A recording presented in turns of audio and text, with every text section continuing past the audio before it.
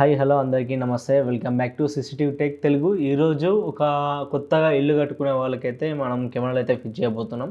Customer permission తీసుకునే video shoot చేస్తున్నాం. ఎందుకంటే కొంచెం నాకు నువ్వు వాళ్ళ యూట్యూబ్లో పెట్టిన తర్వాత నాకు ప్రైవసీ ఏడు ఉంటుందని అలాంటివి.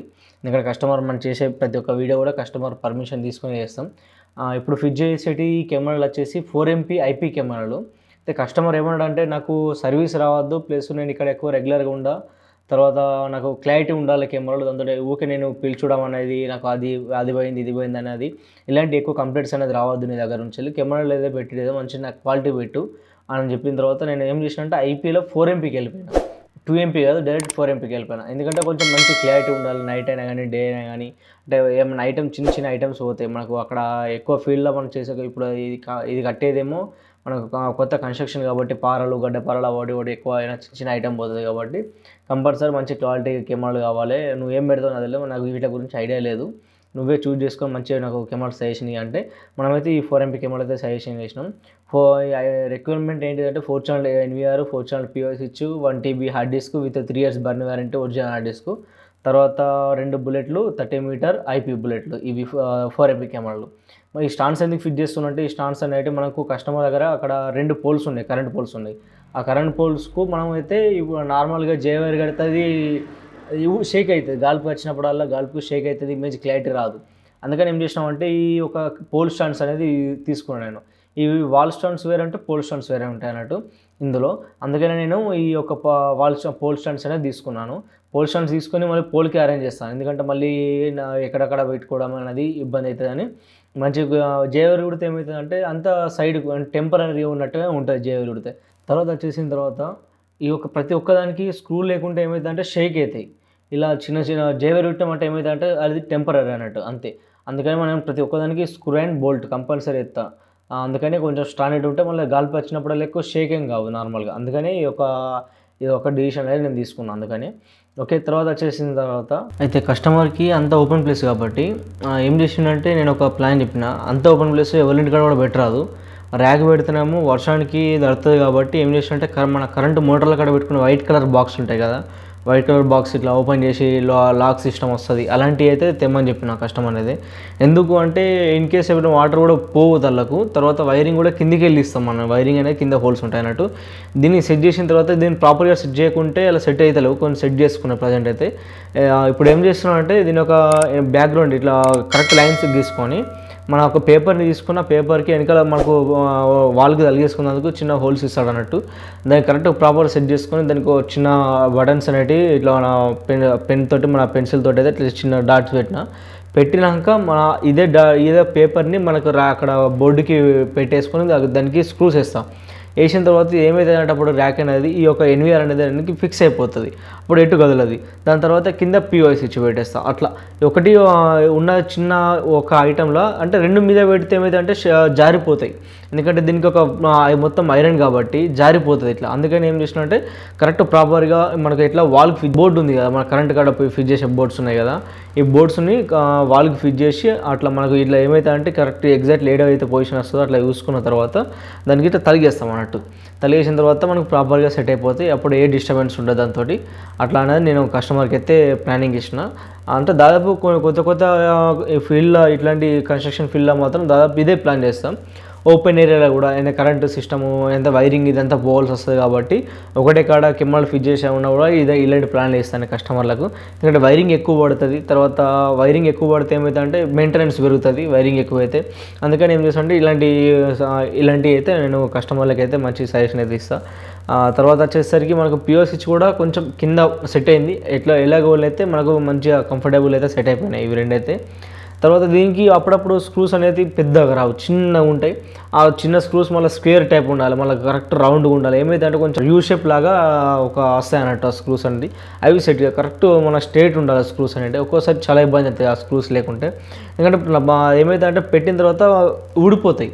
అట్లా మనం పెట్టేది స్తంభాలకు కాబట్టి స్తంభాలకు అయితే మళ్ళీ నిచ్చెన అనేది కంఫర్టబుల్ ఉండదు, ఎందుకంటే బాగా హైట్లో పెట్టాలి కాబట్టి ఏం చేసిన అంటే నాకు తెలిసిన ఒక ఎలక్ట్రీషియన్కి అతనికి చెప్పులు ఉన్నాయన్నట్టు, పూలకి చెప్పులు ఉన్నాయన్నట్టు. అతన్ని అడిగి ఆయన తీసుకొచ్చి ఇక్కడ మనమైతే ఫీల్డ్కి అయితే ఈ స్టమ్మానికి అయితే ఫిట్ చేసినాం. ఎందుకంటే వాళ్ళకు కూడా ఇబ్బంది, నేను కెమెరా మిడిల్లో ఫిట్ చేస్తా, వాళ్ళు కూడా ఎప్పుడైనా స్టమ్ ఎక్కాలన్నా కూడా ఇబ్బంది.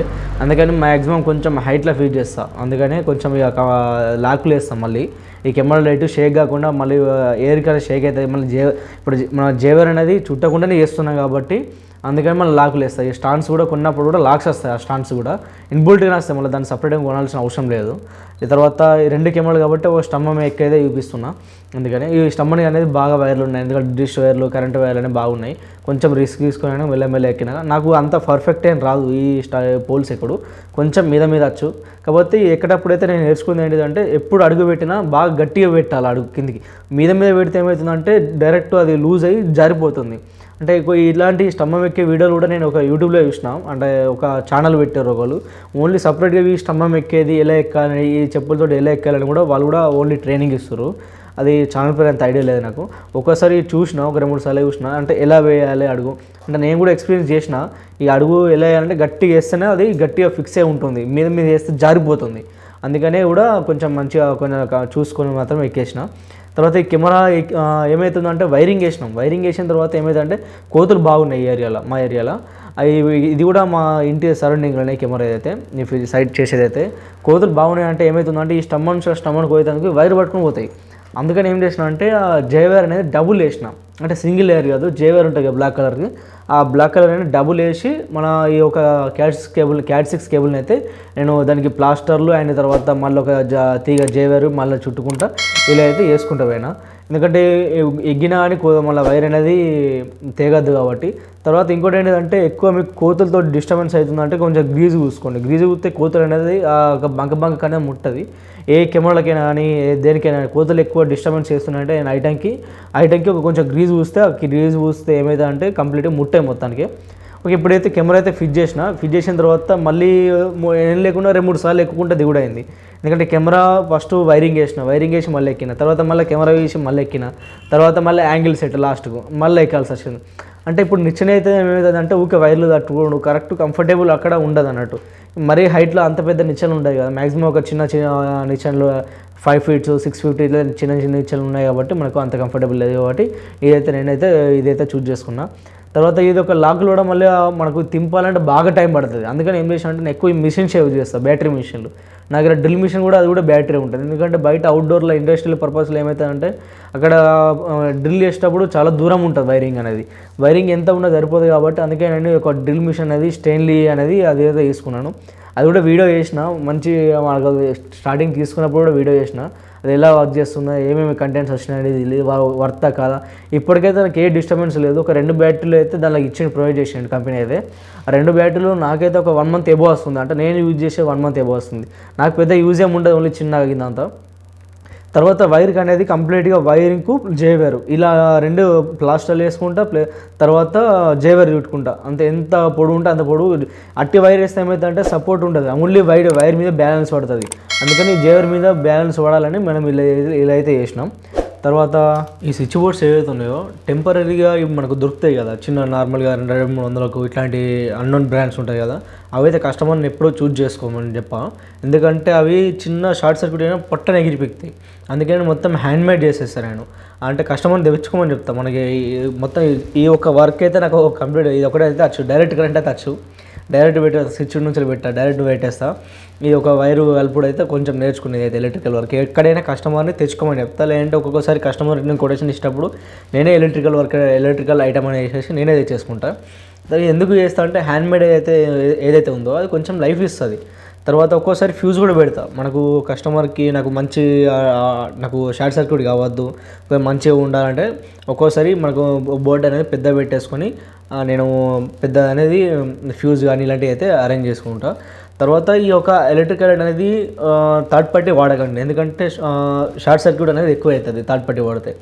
హ్యాండ్మేడ్ అని వాడండి, లేదంటే పెద్ద పెద్ద బ్రాండ్స్ మనకు వైరింగ్ అని దొరుకుతుంది. స్పైక్ బాక్స్ అంటాం, వైర్ బాక్స్ అంటాం, ఇలాంటితే ఎన్నో బ్రాండ్స్ అయితే ఉన్నాయి. కాకపోతే నేను హ్యాండ్మేడే యూజ్ చేస్తాను. మనకు సపరేట్గా ఐటమ్ మెటీరియల్ తీసుకొచ్చి ఫిట్ చేస్తాను, ఎందుకంటే అది కొంచెం లైఫ్ మంచిగా ఇస్తుంది. ఒక్కోసారి షార్ట్ సర్క్యూట్ అయినా కానీ ఇది కూడా ప్లాస్టిక్ అయిపోతుంది. తర్వాత ఈ యొక్క మన పిఓ స్విచ్ అండ్ ఎన్విఆర్ అనేది అయితే మొత్తం కంప్లీట్గా ఇలానే ఫిల్ చేసినాం. వైరింగ్ అయితే మొత్తం కొంచెం ఎక్కువనే ఉంచిన, ఎందుకంటే కస్టమర్ కూడా అది వైరింగ్ అనేది కస్టమర్ 100 మీటర్కి అయితే కొటేషన్ ఇస్తాం మనం చిన్న 2 కెమెరాలకి అయితే. ఎంత అయితే మిగులుతో కూడా మనకు కస్టమర్ చూపెట్టి వాళ్ళు రిమైనింగ్ కొంచెం ఎక్కువనే ఉంచేసుకొని అయితే చేస్తాను. ఎందుకంటే కన్స్ట్రక్షన్ ఫీల్డ్ కాబట్టి ఒక్కోసారి జరుగుతుంది కెమెరా, అలాంటప్పుడు కొంచెం 10 మీటర్లు అక్కడ 15 మీటర్లు ఇట్లా అనేది కొంచెం ఎక్కువ అనేది ఎక్కువైతే ఉంచుతా కస్టమర్ దగ్గర. ఇక తర్వాత లాస్ట్కి వస్తే యాంగిల్ సెట్కి మళ్ళీ ఎక్కాల్సి వచ్చింది. మళ్ళీ ఎక్కేసుకొని మళ్ళీ నేనే మొబైల్లో చూసుకుంటా, మళ్ళీ యాంగిల్ సెట్ చేసుకుంటా, ఎటు జరగాలి కరెక్ట్ పొజిషన్లో, ఎవరు పక్క పంటిది ముంగడిది ఏదైతే కవర్ కావాలని మొత్తం కంప్లీట్గా నేనే చూస్తాను. వేరే నేను వర్కర్కే తప్ప చెప్పనేది, ఎందుకంటే వర్కర్ ఏం చేస్తాడంటే అతనికి ఇచ్చినట్టు ఫిట్ చేసుకుని పోతాడు. కాకపోతే మనం చేస్తున్న పనికి మనకి ఏంటిది ఎక్కడ కవర్ కావాలి అనేది నాకు తెలుసు కాబట్టి నేనైతే కంపల్సరీ యాంగిల్ సెట్ కూడా మాత్రం నేనే ఉండి దగ్గరుండి చూసుకుంటాను. యాంగిల్ సెట్ అయితే చూసిన తర్వాత మనకు తర్వాత ఈ యొక్క వైరింగ్ అనేది కోతులు మరి ఎగురితే దాని మీద ఏమైనా డ్యామేజ్ అవుతుంది అంటే ఏం కాదు. దాదాపు ఎక్కువ శాతం మాత్రం అదే మన యాంగిల్ నట్ అంటాం, కిందికి మీదకి ఇప్పుడు నేను ఏదైతే దింపుతున్నానో అది ఒక మాత్రం ఇరుగుతాయి ఎక్కువ శాతం దాని కెమెరా మీద అడుగేస్తే. అందుకని ఏం చేస్తున్నా అంటే దాని యొక్క గ్రీజ్ అనేది చూసుకోండి, గ్రీజ్ చూసుకుంటే ఆ స్మెల్కి అనేది తర్వాత బంక అనేది కానీ ఇట్లాంటివి అయితే కొత్తలు అయితే రావు. తర్వాత యాంగిల్ సెట్ అంటే మనకు కరెక్ట్ ఉండాలి. మళ్ళీ ఈ యొక్క కెమెరాలో 4MP పెట్టినాం కాబట్టి దీని యొక్క బిట్ రేటు తర్వాత ఫ్రేమ్ రేటు ఇవన్నీ కూడా మనం హై ఎండ్ పెట్టుకోవాలి. హై పెట్టుకుంటే ఏమైందంటే ఒక్కోసారి మనకు ఫోన్లో చూసుకుంటప్పుడు బాగా స్లో వస్తుంది హ్యాండ్ పెట్టుకుంటే. అంటే మానిటర్లో హ్యాండ్ పెట్టుకోవాలి, మనకు ప్లేబ్యాక్ చూసుకుంటా మన లైవ్ చూసుకుంటప్పుడు మొబైల్ అనేది ఇంకోటి సెట్టింగ్ ఉంటుంది, అందులో తక్కువ పెట్టేసుకుంటే సరిపోతుంది. ఓకే, మరి ఇలాంటి మీరు కొత్త ఇల్లు కట్టుకున్నా కానీ ఇలాంటి షాప్ పర్పసే కానీ ఇలాంటి కెమెరాలు ఫిట్ చేసుకోవాలి, దాని కొటేషన్ ఏమన్నా అని దానికి ఎక్స్ప్లెనేషన్ ఎలాంటి కెమెరాస్ పెట్టుకోవాలి అంటే మోడల్స్ ఏమైనా పంపమన్నా కానీ ఇలాంటి ప్రతి ఒక్కదానికి అయితే నాకైతే మీరు డైరెక్ట్ నాకు మెసేజ్ చేయొచ్చు. తర్వాత ఇన్స్టాలో కూడా మనకు నెంబర్ ఉంది, వాట్సాప్ నెంబర్ కూడా ఉంది, ఇది కూడా డైరెక్ట్ నా నెంబర్, అది కూడా నాది WhatsApp number and personal number కూడా అదే. ఇంకా వీడియో గిట్ట నచ్చినట్టయితే please like and share and subscribe CCTV tech Telugu.